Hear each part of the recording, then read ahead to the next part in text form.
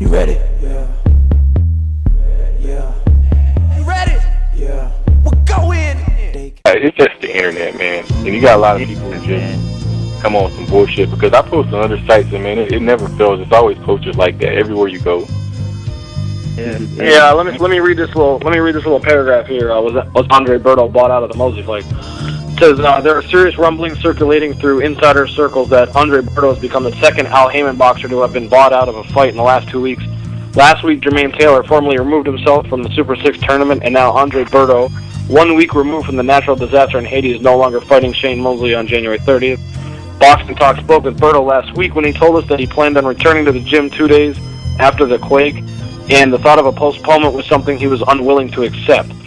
Berto pulling out of a career-high payday heading into his final week of training camp makes it difficult for me to think that Al Haymon would allow his athlete to make such a move without being compensated for it, especially if Berto's bout with Mosley isn't rescheduled because of a potential Mayweather-Mosley fight. That's where things could get very sticky if Berto's promoter, Lou DiBella has a signed contract with any type of rescheduling clause. Boxing Talk has been diligently trying to contact Berto since his official statement. Thus far, we've had no luck, and nobody else is available for comment. That's it. Anything for some controversy. Let that man breathe. Shit, man. You don't want to fight. You don't want to fight. Fuck it. This dude, Greg Leone, is talking about what I find it hard to believe. Well, he's trying to look for logic and rationale. Let me make this point. He's trying to look for logic and rationale behind Berto's decision. Death is irrational. How you cope with death is irrational. I think Mike made a great point. His aunts and his uncles and his cousins, they all deal with his grandfather's death different.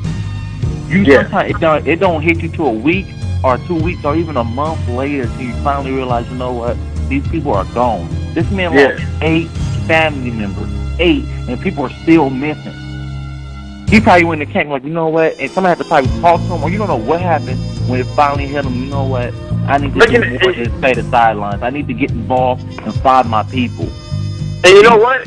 Even if he was bought out, and he might have been bought out, but that doesn't mean anything, because it was probably a mutual agreement. It was probably Berto saying, you know what, I probably, my mind's not right. I would go through, you know, if the money's there, hey, we're gonna give you $2 or $3 million if you pull out of the fight. And Berto's sitting there going, you know what, my mind's not right in the first place.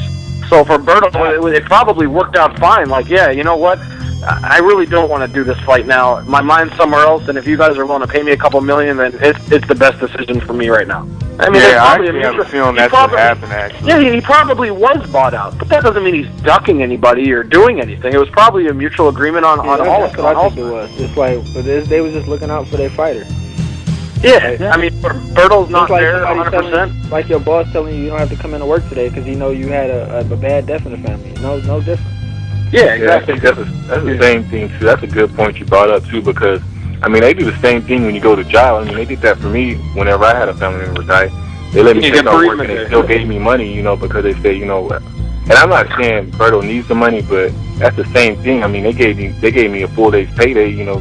Yeah, it's called a bereavement. It's called a bereavement. Yeah, bereavement. Yeah, bereavement. Yeah. It's ridiculous, man. So taking money, I don't see nothing wrong with it if they offered them some money to take the money. I don't see anything wrong with that. You know what I think this stems from? A lot of this hate and all this stuff. I just think they just don't want. This makes now Pacquiao look bad in some way that Mayweather get the Mosley fight and Mayweather pay-per-views and do bigger numbers and now such. And it's just, you're pushing the agenda, but you're shitting on somebody's life for it. Like, it's the worst kind of thing to do. Where you're just so negative and looking so for the negative in all situations that you're not looking at lives or loss. You know, somebody's dealing with a death. Like, if you haven't dealt with death, you don't know what it feels like. You know what I'm saying? It's not rational. Yeah, and you know what? Feeling, man. I was looking forward to the Mosley-Berto fight, but I was not looking forward to Floyd-Cintron.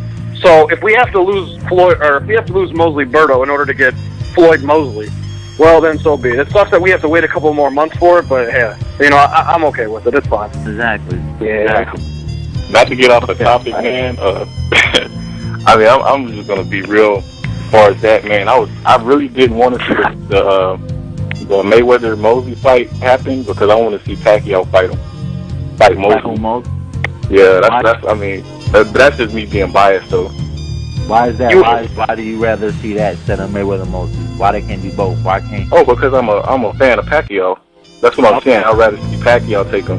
But I said that's me being biased though. Yeah, that's what a lot of Pacquiao fans are doing right now. Saying, oh, but I mean, but at the same sense though, I'm not going to use that as a way to shit on them. You know, I mean, yeah, I want to see Pacquiao because I think Pacquiao get Mosley.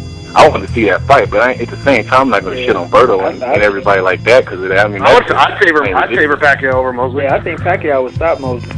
Yeah, and that's why I wanted to see that. I mean, that's easy to hit, dude. And that's why I was disappointed about the Mayweather Mosley. I didn't want to see that fight happen. But that's just me being biased. You know why? Because you know Mayweather eliminates Mosley as an opponent. Yeah, I know. That's what I'm saying. That's me being biased though. But at least I admit it though. Yeah, I think it's the consensus. I mean, 24/7 or whatever, they're gonna hype up Mosley as this fucking knockout artist. But some boxing fans know. We know Shane Mosley. We know what he struggled against. Floyd don't struggle against brawlers, and that's what Mosley is. Shane struggles against boxers. I think he struggles more with people with jabs, though. If I really had to narrow it down to something, I say it's not so much boxers, it's just people with good jabs because of the way he leads. He leads wide, and people with jabs can pick him apart. I think look at Coto's body. Coto's no boxer. Yeah, Coto's no boxer. He just had a really good jab.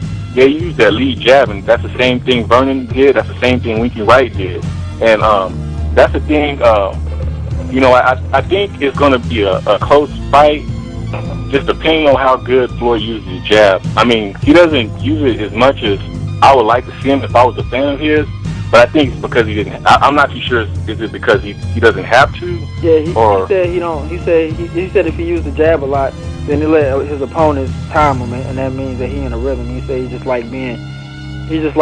just lashing out with a right hand. He'll time your jab. He'll time your jab. He'll time your jab, lean back, and hit you with a right hand. I've seen him do it 100 times. You start jabbing, and you might land the first 5, 6, 7, 8 jabs, but after a while, he's going to start slipping and hitting you with a right hand. And then all of a sudden, you're not throwing the jab no more. And that's what happened. Hey, what's going on, man? Hey, welcome to Get Your Facts TV, where we get the facts.